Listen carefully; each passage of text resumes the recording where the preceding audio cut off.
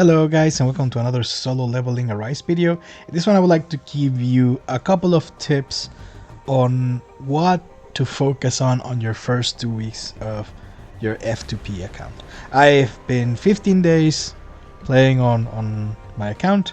Right now I have only built a few units, so these three, and well, I'm working on a fourth one. But you will see that my CP is quite good for the level that I'm in, and the reason why I've been able to achieve this is because of the tips I will start giving you in the next sections. First tip is to invest on only 3 characters at a time. On the first 2 weeks, only invest on 3 characters. You won't have enough resources to build more. You need 3, that is the minimum. But you have a lot of things to invest on. So you need to invest on skills, you need to invest on gear, you need to invest on weapon upgrade if you have the SSR weapon. So all of that takes a lot of gold. And also you need to upgrade Sun Jin Woo at the same time. So having only 3 hunters to focus on, it's a pretty good idea. I would recommend to build 2 breakers and then a DPS. That is the best setup in my opinion. And the most versatile ones are Emma and Seo. Those 2 units are amazing. They will carry you over a lot of things. And Seo in specific is really good at Cerberus, and she can also work on Spider. For Army of Shadows, unlock Igris, then go for Iron, and then do Blades. Reason being is that the Army of Shadows is not really that strong. So you want to use the utility of it, which is damage mitigation and maybe death decrease. So Iron is really good at death decreasing. You can get this upgrade from Blades by having more attack, but crit rate works just as well. So I would advise Igris first, then tank, and then Blades. Next one is related to gear. So you can upgrade gear at any time, right? What I would recommend for you to do is only upgrade when you need it. If you can clear a stage with hunters with plus 10 gear, then that's good enough, so you can just do it with that TP.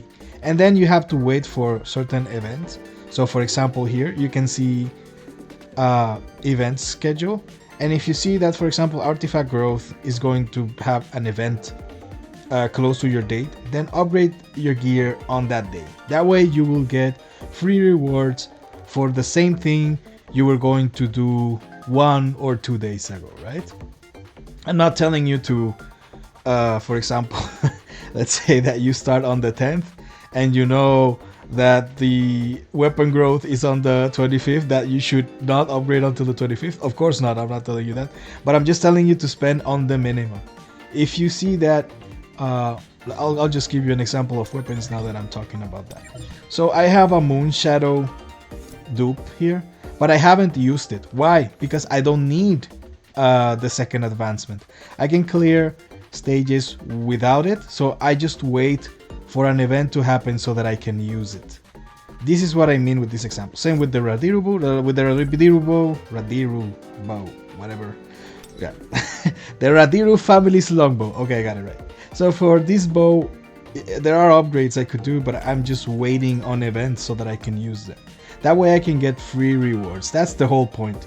To get free rewards for doing the same thing you would do normally otherwise. Next one is regarding total power.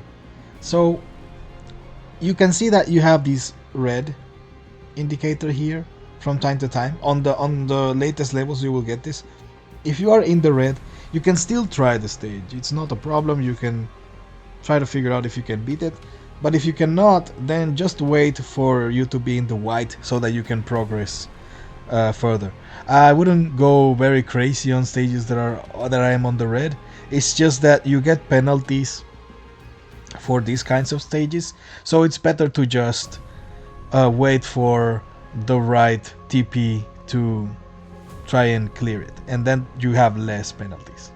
Second case could be this one. So if I am in the white, it doesn't mean I will be able to clear it. It just means that I have less penalties. I don't know the exact percentages, but even if you are in the white and then are not able to clear it, then just wait for your units to get higher CP so that you can try again. There's no need to go for hours clearing a stage. You can try it tomorrow, and I think that's a better use of your time than trying for several hours. Next step is, after you have your initial gear, do not upgrade pieces that are at least level 50 purple and have 2 good substats. So in the start you will get level 35 gear, level 45 gear, blue. This is fine to upgrade at first. You will get a lot of these, and some of them will have good substats. Choose those and you can do plus 10, no problem. You can even be very conservative about it and only upgrade if you need it, like I said on the previous tips. But once you have that initial set of gear, don't upgrade anything else unless it's epic with 2 good substats. The exceptions are helmet, boots, bracelet, and ring. Why? Because their main stats will change. So here you can have a lot of options, but this will depend on the character. And in these 4 piece cases, what you want is also a good main stat. So good substats for these pieces, and 1 main stat plus 2 good stats for these 4 pieces. Next one is challenges. So I am in chapter 11 after 15 days of doing challenges, and I'm going to 100% tell you that it is worth following whatever it is needed in the challenges up to this point. So on their first days, focus, do challenges as you would do daily. So instead of thinking about doing dailies first and then challenges, do it the other way around. Do challenges and you will end up doing the dailies. Right now I haven't done my dailies, so what I will do is, first I will do 1 encore mission. Only one. I'll actually show you exactly what I mean so that it is not misunderstood. So usually you can have this multiplier on 2 so that you get 2 extra rewards. If I am missing 1 encore mission, I will just use 1 and run the stage, and this will be enough to complete this challenge mission here. And then I'll continue to the next one and the next one, and then this one is level up Sangjin Wu weapon 1 time. What does this mean? Maybe it just means to go to this weapon and level it up just once. Yeah, so I will just use enough resources to do it once. You do this for every challenge and you will progress immensely through the challenges every day, and you will get more draws, which will help you get more characters, especially in this area here. So I have 8 tickets now. I'm waiting for 2 more, but still it's a way to improve your roster, not only with SSRs but with SRs. So yeah, challenges, very important. You get a lot of stuff, not only draws, you get also keys, you get also skill scrolls, so it's very worth it. Last one is weapons. I would recommend you only to upgrade to the 3 weapons. You will be tempted to use a lot of resources because of elemental advantage, but I can tell you that having 2 build weapons, it's more than enough to clear any stage, even on a disadvantage point of view.